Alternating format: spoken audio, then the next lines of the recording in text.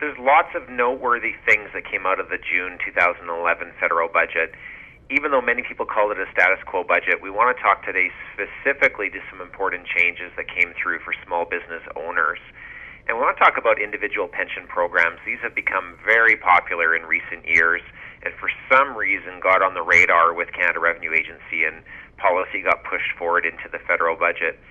IPPs have been around for many years. Matter of fact, they were quite popular prior to 1991. They kind of peaked in popularity around about 1990.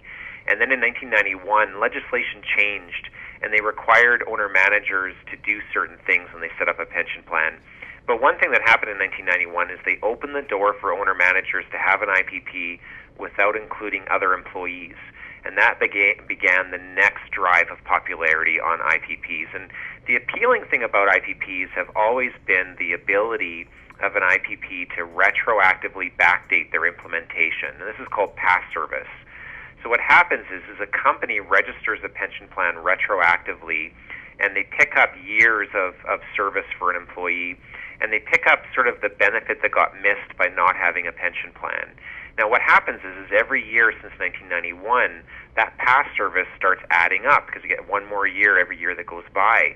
And part of the requirement of past service, to keep it all fair, was that an employee would have to transfer a certain amount from their RSP funds into the pension plan if they're going to accept the past service.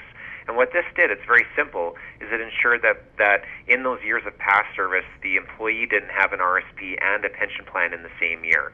So if the pension plan was going to register past service, the employee would move the RSP funds into the pension plan from those years of past service. So what is the problem? Nobody's really sure. For some reason, Canada Revenue Agency got their feathers in a fluff over past service benefits because they kept getting larger with each year that passes. And despite a really strong lobby prior to the federal budget being finalized, the government pushed through changes with regards to past service on IPPs. And the change was that when you set up a pension plan now for an owner-manager, they require all of the past service to be funded first from RSP monies. Now, this doesn't make a lot of sense. The prior rules were a certain amount of RSP funds that represented deposits in past service years to be transferred were fair, understandable, reasonable. Now, effectively, the new legislation is going to steal RSP room from the beneficiaries' years that were unrelated to the pension plan. We're still waiting to see the actual legislation on how they're going to make it work, but without a doubt, some taxpayers are going to be penalized and prevented from having an IPP going forward. So depending on the owner-manager, there is no doubt that they're going to need to carefully consider an IPP if they're thinking of setting one up. People who already have an IPP are fine.